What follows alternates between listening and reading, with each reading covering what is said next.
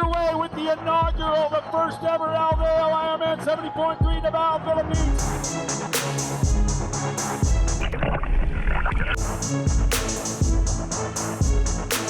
The 70.3-mile race started at the Pakiputan Strait, the deep waters between the city and west of the Samal Island, a top beach destination in Davao. With each stride, you could see their drive. These triathletes are all pumped to add to their name the title of being the inaugural champion of this historic race in Mindanao. Here they come, Pete, it's a big group. It's Watson and Benton. A former baker, Eric Watson of Australia, who is now representing his adopted country of Bahrain, was the first to emerge from the waters. Former Olympian Brent McMahon, who trained in Hawaii before heading to the Philippines, led the trail pack that was only separated by a second each. The other contenders, Tim Reed, Crowe Alexander, and Tim Van Berkel, were on the outside looking in. Cheeky. This is Tim Van Berkel, very smooth, very quick. And the World Ironman champion, Craig Alexander. Goes on out, here comes Kyle Buckingham and Brad Rice. Wow, the who's who of Ironman around the world, right here in the Alveo Ironman.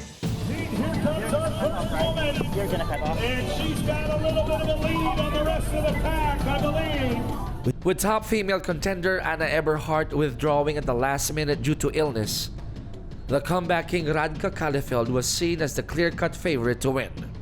She had more than a minute lead to set the pace in the female group. She looks amazing. She looks very strong, very comfortable. Of course, this is her strength to swim. And now she'll convert this lead onto that cycle of 90 kilometres. She'll be too far away. We'll see our chase group in our female. Lian Zito of Hong Kong, who was in her last stint as an Asian elite, had managed to break the top 5 of the female pros. I've been started triathlon since 13 years old, so which is more than half of my life I've spent in triathlon. Before, when I just started, I was an iron kid. After 2 years, I started to get in the Hong Kong Triathlon national team. I quitted the national team 2 years ago, and now I'm training myself and racing around the world in a lot of Ironman races. So this is my very last time racing as an Asian elite. Come on, Philippines! Make some noise in transition! Back at the transition, Paul Humamil and Jory Ikong were in 1 and 2 position in the male Asian elite. August Benedicto, who focused on improving his swimming during his Thailand training, barely rounded up the top 5, trailing the leader with almost a 5-minute gap. 20 minutes later, it was the turn of the age groupers to dive in the waters via a rolling gun start.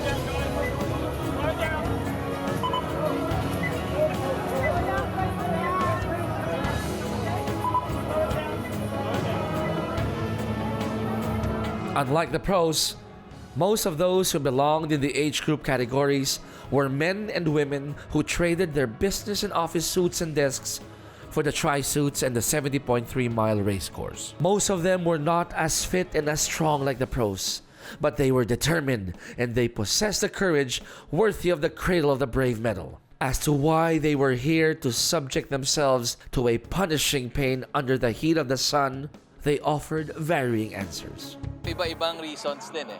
No, some went in for fitness. Yung iba naman nag-start off lang na parang bucket list. Tapos may iba talaga, basta gusto lang eh. Gusto lang mag-bike, parang gusto lang nila yung activities. They just enjoy doing all the activities. Actually, my mom got into it first.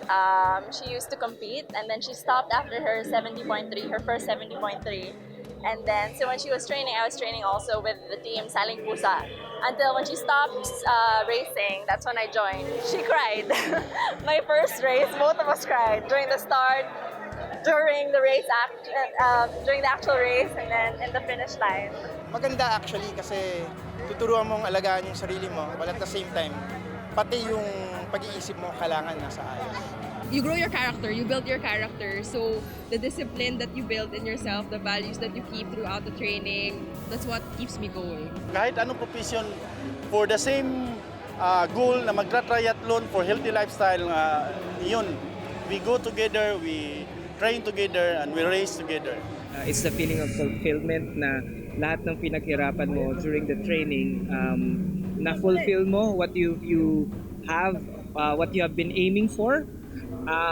And also, siguro it's more on that feeling na you are able to prove to yourself that you can do something.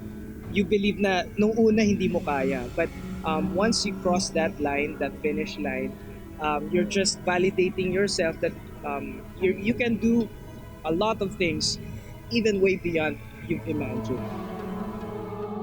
They may have different reasons why they got hooked with one of the fastest growing sports, but they are united by a common goal.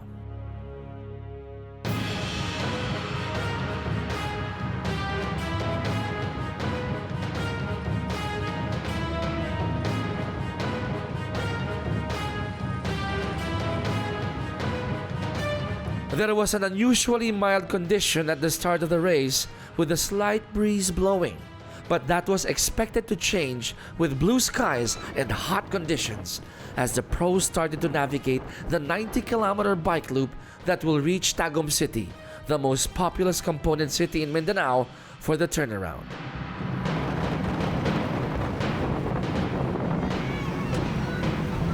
The male pros were through 15 kilometers on the bike with a lead group of 4 with Brent McMahon, Sam Betten, Tim Reid, and Mauricio Mendez now with a 1-minute gap.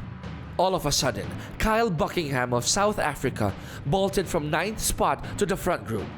The two Tims and Crowe also started to make their move, while Mendez maintained his pace and stayed at 5th.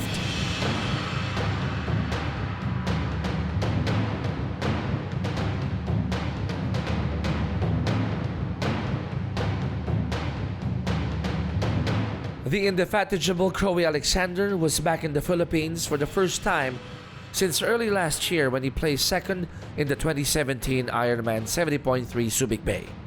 He missed the Ironman 70.3 Cebu last year after an injury sidelined him. It was just a training accident that I had in November. At the start of November, I was riding my bicycle and another bike rider crashed right in front of me and I couldn't avoid going over the top of him, so I went over the top and I broke my collarbone and 4 ribs. So it was very, very painful and quite a long rehabilitation, but I tried to do the right things and listen to the doctors and the specialists and let it heal properly. Kind of I guess a testing period, but I think every athlete faces that at different points in their career. Surgery wasn't an option. It was very close to a lot of major arteries like the aorta and a lot of nerves as well. So it was too risky. So I just had to immobilize it and let it heal in its own time. One can't help but to marvel at the 44-year-old Alexander's longevity in the sport. He was at the peak of his career at the turn of the decade.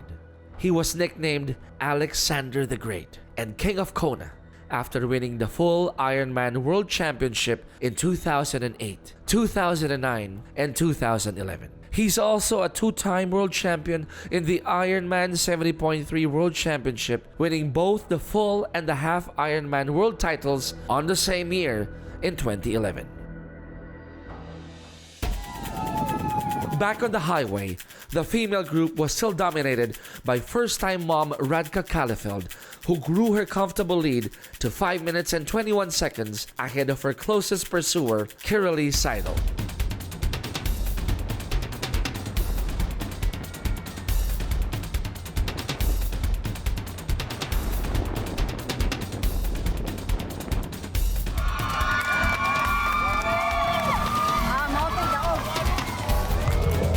To be held in April now, and the crowd is going crazy for our current leader here in Davao.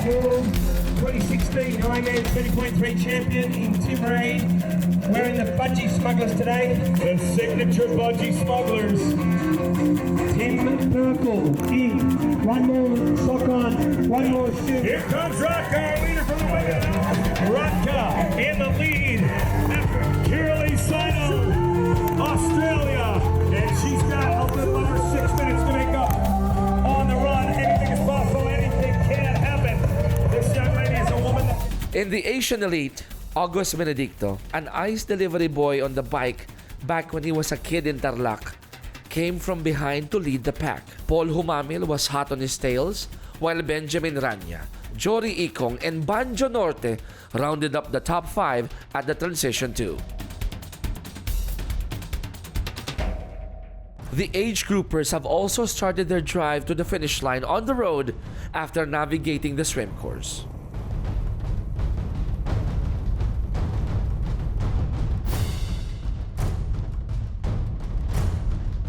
Bike, my God, they really close the entire road. So it's 3 lanes, one way. And then all throughout the 90-kilometer bike, you see the locals supporting and cheering under the heat. And then you see policemen every 10 meters in the entire 90-kilometer bike. Siguro, that's thousands of police. The security's there.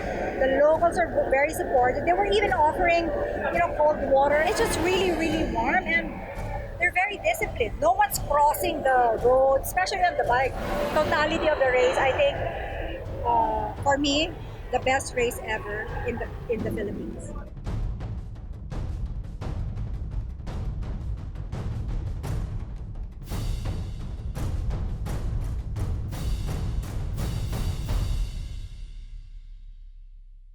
We would like to thank our sponsors: Powerade, F2P Sportswear, Aboitiz Power, Davao Light, David Salon, Davao Metro Shuttle, Intercare,